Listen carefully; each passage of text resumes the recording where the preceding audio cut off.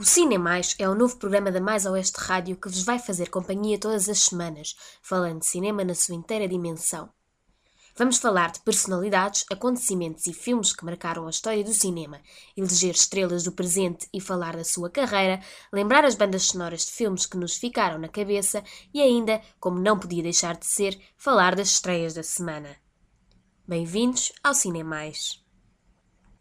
Para começar a nossa viagem pela história da sétima arte, fomos falar com o realizador português António Pedro Vasconcelos, que nos fez uma abordagem geral do que é o cinema e quais as suas influências.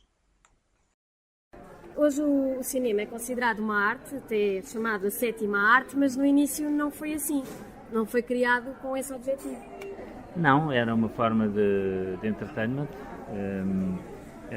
foi uma curiosidade de feira,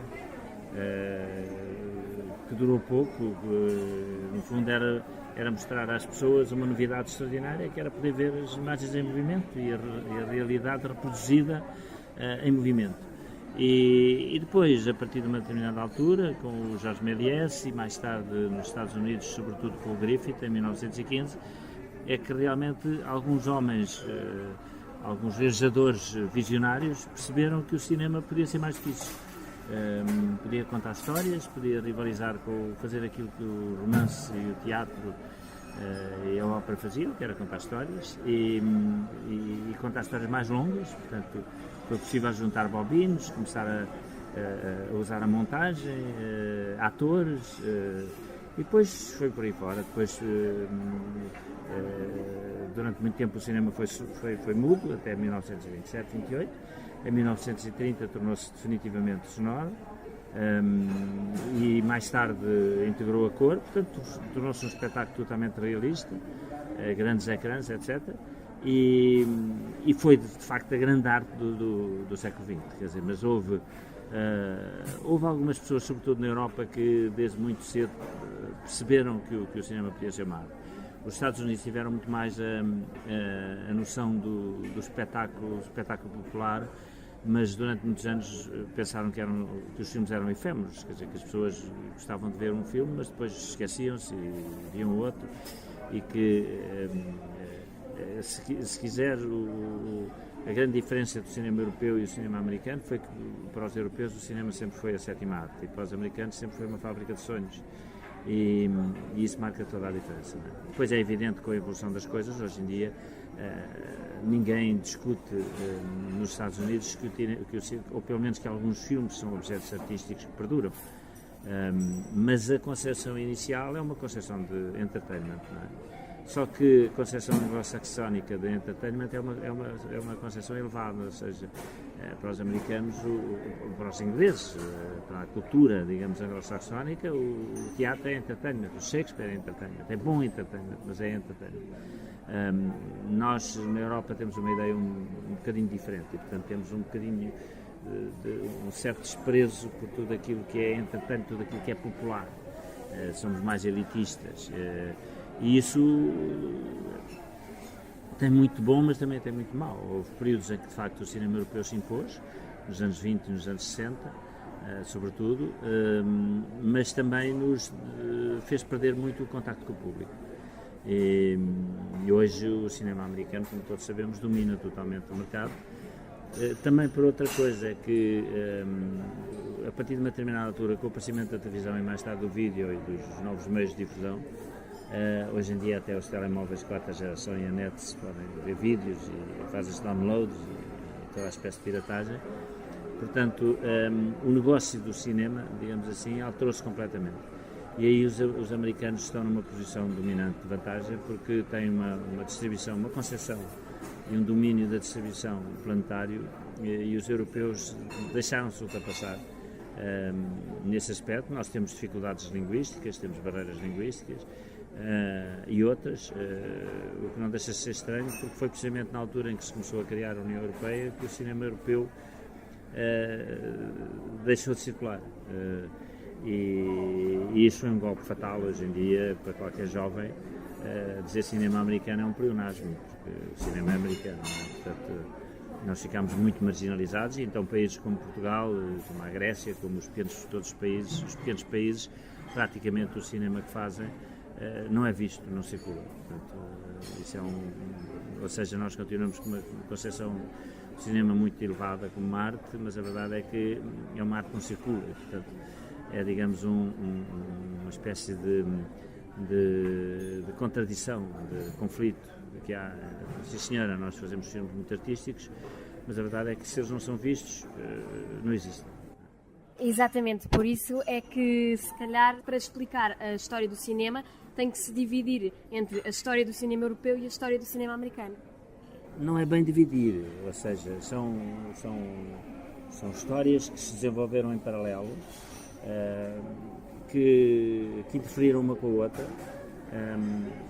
A América ganhou vantagem pelo facto de nós termos sido envolvidos em 2 guerras mundiais, foram devastadoras para a Europa, e nessa altura a América ganhou vantagem, não só porque produzia e nós não produzíamos, como também porque exportava os filmes para a Europa, e nós, portanto, não exportávamos para lá, durante esses 2 períodos, entre 14 e 18 e entre 39 e 45, e depois também porque importou os talentos europeus, que se consolidaram na América, muitos deles, realizadores, argumentistas, atores, diretores de fotografia, músicos.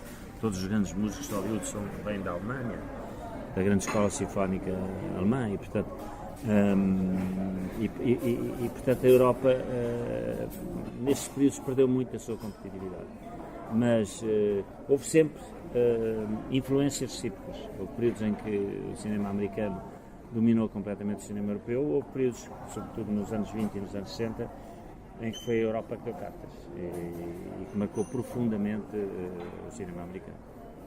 Nós, público, em geral, temos tendência, se calhar, um bocadinho a achar que o cinema é um mundo à parte, onde tudo resulta bem e onde nada do que se passa na sociedade influencia o cinema. Mas nem sempre é assim. Houve épocas complicadas e que componentes sociais e económicas influenciaram o que veio a ser o cinema, certo? Sempre, e no sentido contrário também, ou seja, o cinema também fez passar mensagens que, de certa maneira, condicionaram os comportamentos e a evolução social, etc. E serviu muitas vezes, por exemplo, para vender a ideia do New Deal do Roosevelt, para vender o envolvimento da América na guerra. Na Europa, toda a geração dos anos 60, uma geração libertária e contestatária, é feita em grande parte através do cinema e dos filmes. Portanto, o cinema sempre interferiu com a sociedade, como no passado, no tempo da Isabel II da Inglaterra, da Rainha Elizabeth. Teatro era uma coisa que era altamente popular, era representado nos teatros e na corte e tudo, portanto, como a ópera no século XIX, e portanto o cinema não só refletiu aquilo que eram as alterações sociais, como as próprias, e as induziu. E por outro lado, o cinema, toda a história do cinema está muito condicionada por aquilo que foi a evolução económica, histórica, política, social dos respectivos países, não é?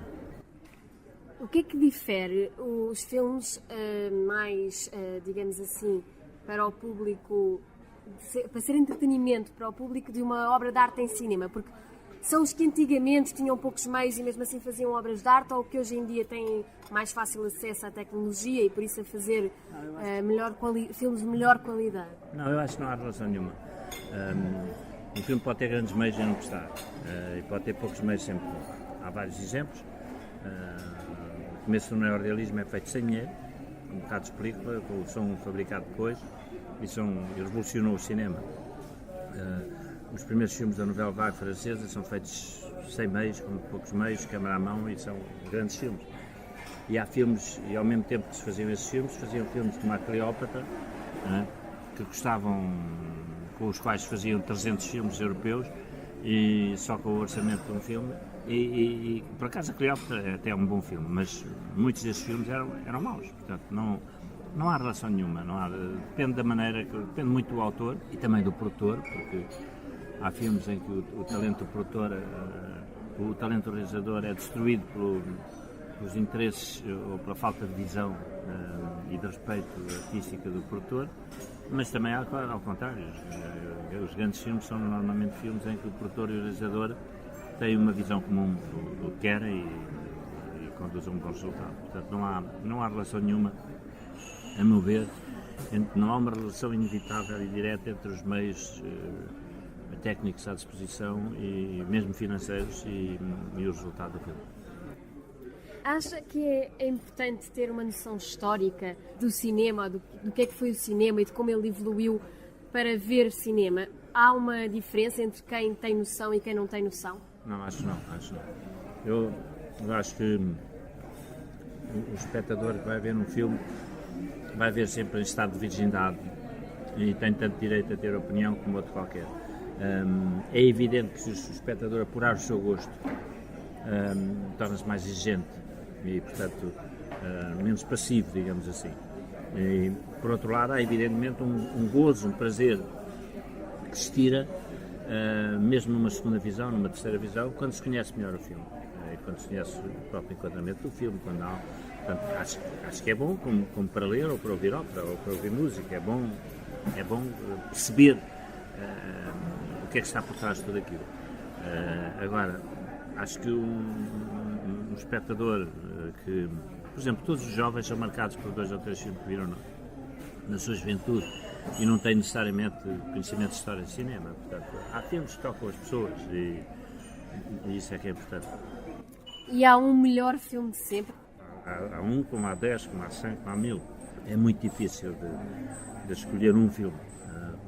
Eu próprio teria muita dificuldade, depende dos dias. Há dias em que acho que é Desaparecido de John Ford, há dias em que acho que é um filme do Max Ophuls, outros em que acho que é um filme do Renoir ou do Rossellini, outros em que acho que é um filme do Rox ou do Mizoguchi, quer dizer, é muito difícil. Talvez o maior realizador, o que tem uma obra mais, um corpus mais completo e de certa maneira fez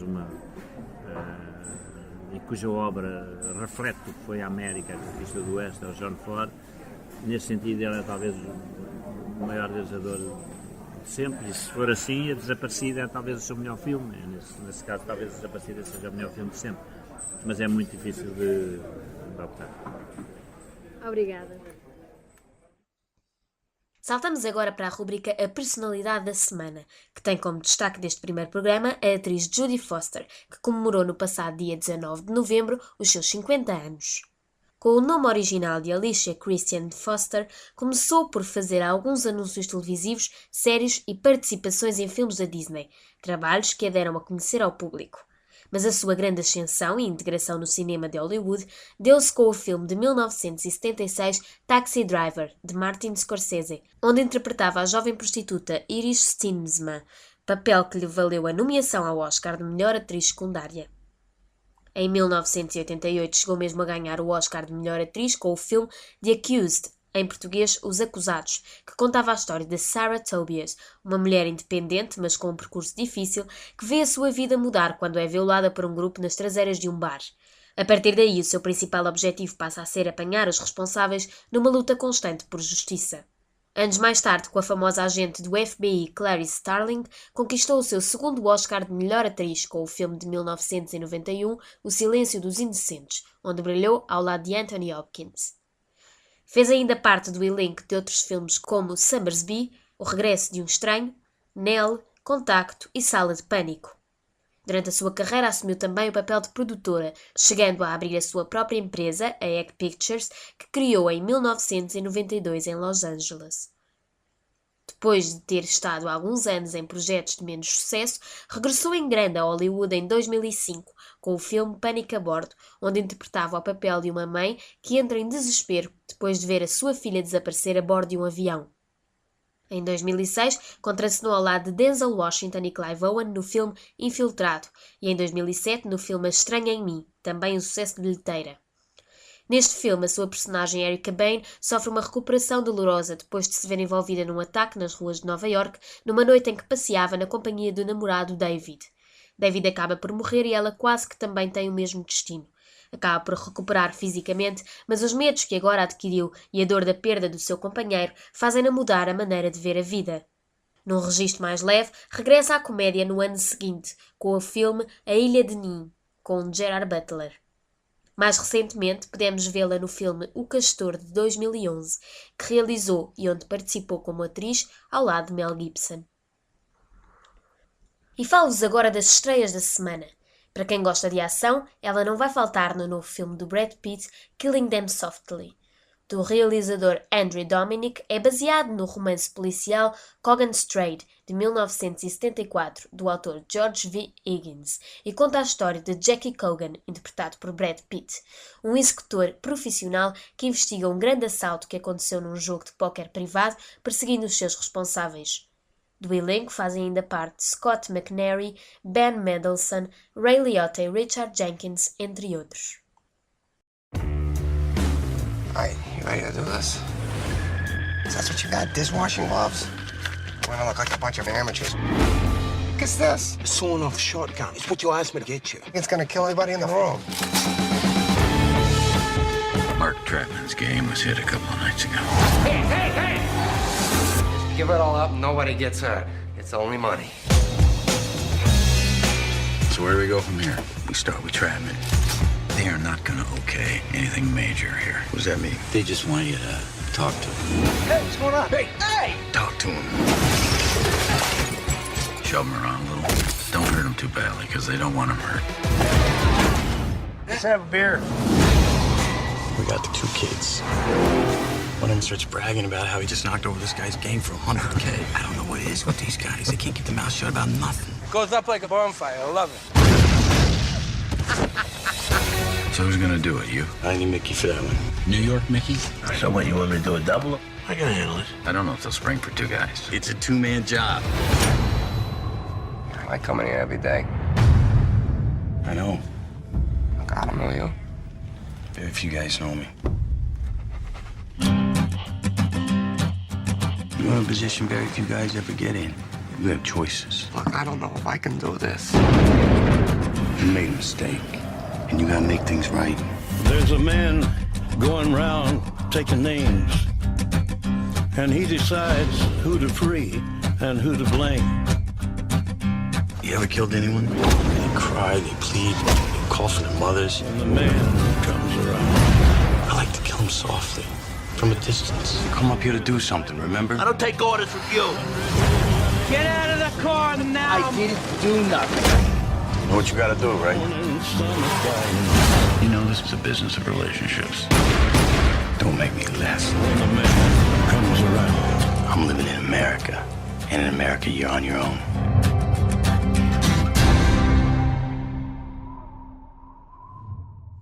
Ned's Jovens Delinquentes é outra das estreias desta semana. Um filme de Peter Mullan que mostra como um ambiente propiciamente violento pode influenciar os jovens. Neste caso, conta-se a história de John McGill, um rapaz estudioso, aluno premiado em criança, que ao chegar à adolescência com a companhia de rapazes problemáticos, se torna um jovem perigoso. Na interpretação estão nomes como Connor McCarran, Greg Forrest, Linda Cuthbert, Gary Lewis e David McKay.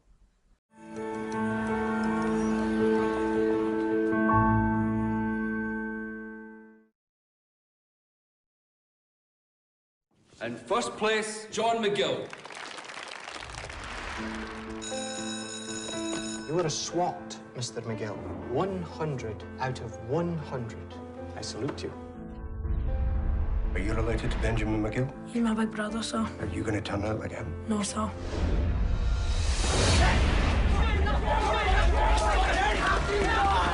You're dead, wee man.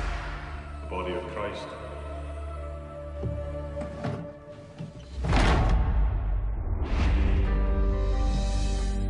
So what do you want to do when you leave school? Go to university.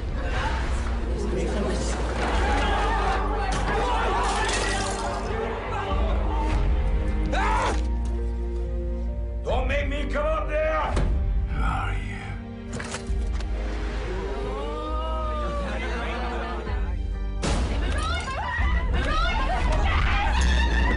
Get out of this house and don't come back.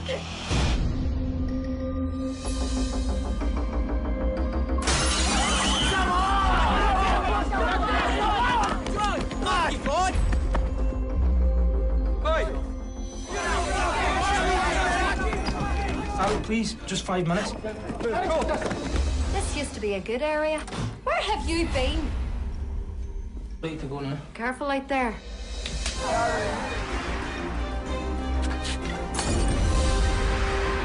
Just what do you hope to achieve by all this, Miguel? John, you're losing it, mate. Next time I'm over, it'll be for your graduation. Your dreams are gonna come true, you know?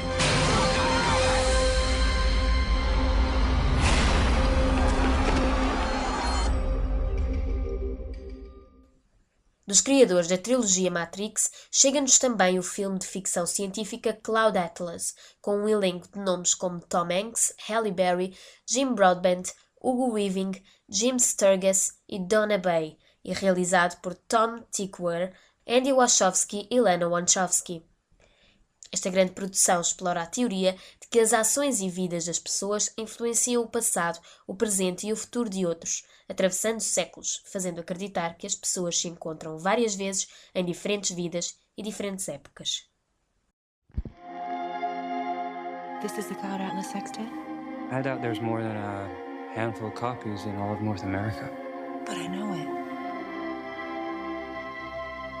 I know it. That's it. The music from my dream. There are whole movements I wrote imagining us meeting again and again in different lives, in different ages. I can't explain it, but I knew when I opened that door. A powerful deja vu ran through my bones. I heard it in a dream. I was in a nightmarish cafe, and the waitresses, they all had the same face. No reason to hide. I know you are Sonmi 451.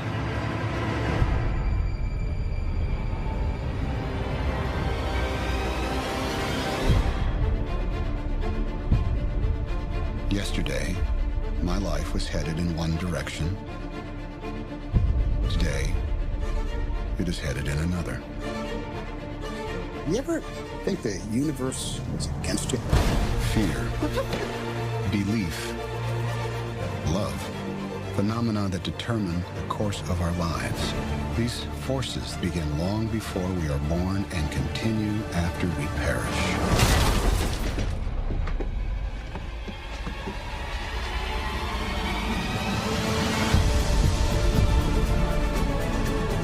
Our lives are not our own. We are bound to others. Present. And by each crime and every kindness, we birth our future. I won't let you go again.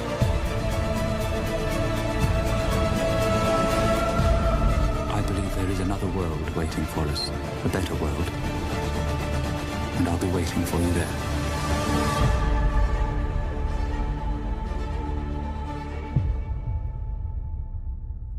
A Minha Canção de Amor é um filme mais romântico que nos apresenta Jane, uma ex-cantora que depois de um acidente de carro que a deixou numa cadeira de rodas, abandona a carreira e a esperança na vida.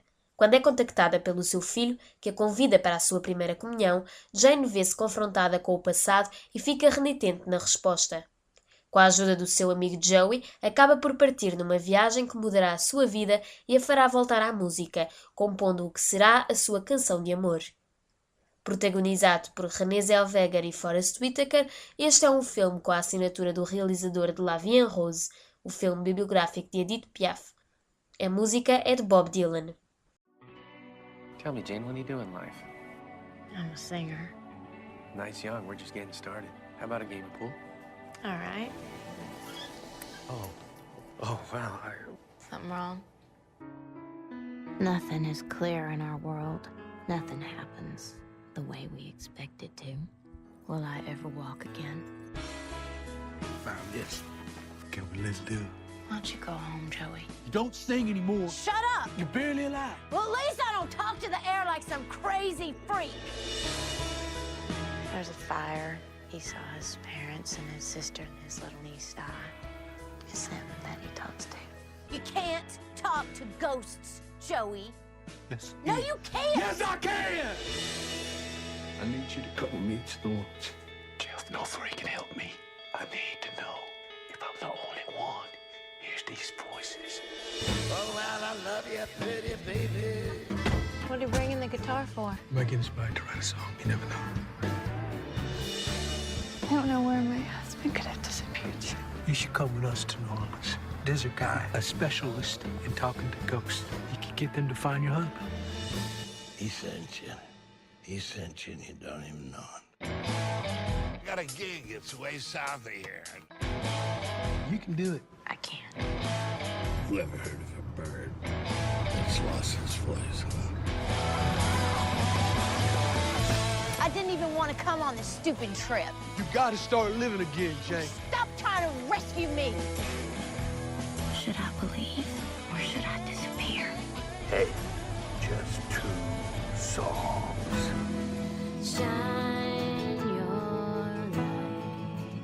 Shine your light on me. You gotta go see your son. What? Shine your light on me.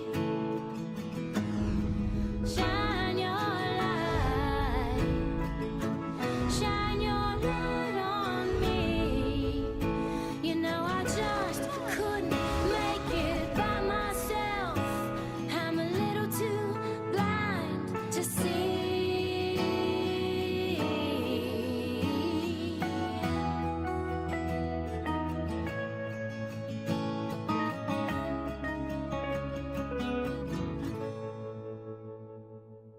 Para terminar as estreias desta semana, um filme de animação para os mais novos. A Origem dos Guardiões é o nome deste filme dos criadores de Shrek e de Como Treinares o Teu Dragão, que junta ao Pai Natal, o Coelho da Páscoa, a Fada dos Dentes e muitos outros, numa luta contra o medo, que quer dominar todas as crianças do mundo. Estes heróis vão fazer tudo para o impedir.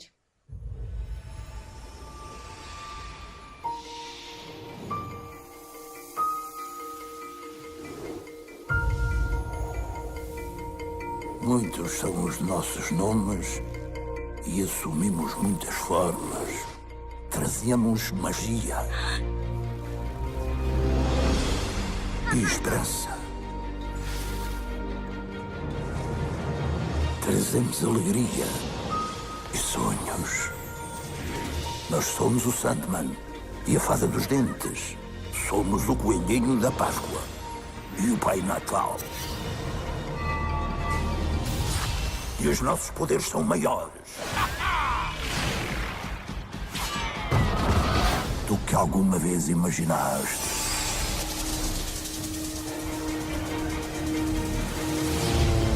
A nossa função é proteger todas as crianças do mundo. Enquanto elas acreditarem em nós, vamos guardá-las com as nossas vidas. Aquele sonho acabou. Está na altura de o medo reinar no mundo. Nunca enfrentámos uma ameaça tão grande. Por isso, vamos lutar.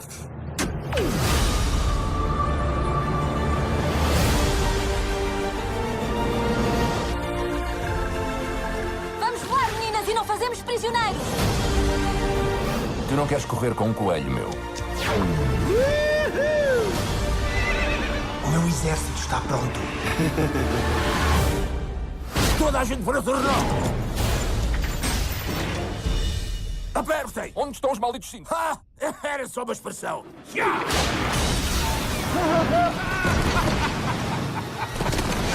Vamos a isto! Toda a gente adora o tornão. A Origem dos Guardiões, da DreamWorks.